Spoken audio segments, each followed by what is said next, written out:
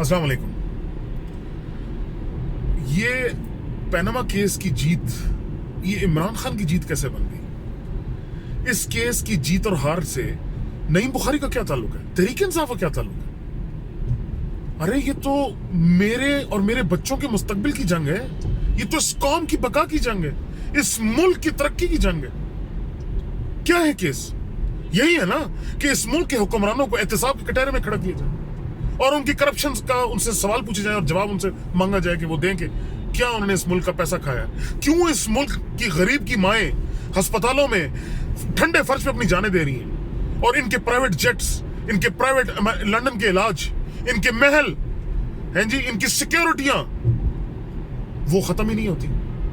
क्यों इनके पर्सनल कारोबार तरक्की कर रहे हैं, इनके 15-15 साल के बच्चे अरबोपति बन जाते हैं और गरीब का जो है बच्चे को 2 वक्त की रोटी इज्जत की नहीं मिलती।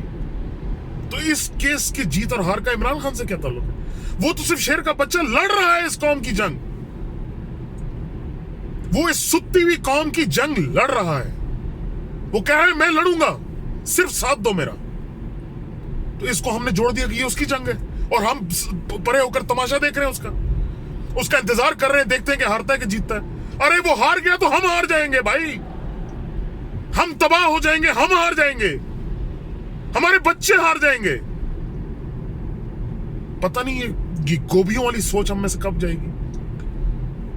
75 साल हो गए गोरे को ये इलाका छोड़े हुए, गुलामी हम में से खत्म नहीं होती है जी।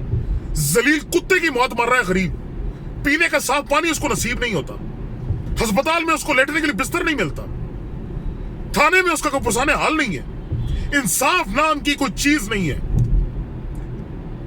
लेकिन वो लड़ने को तैयार नहीं है, उठने को तैयार नहीं है। इमरान खान इस जंग को इमरान खान का जंग बना के तमाशा देख रहा है दूर बैठा और इंतजार कर रहा है कि कब ये गिरे तो मैं उसका मजाक उड़ाऊं।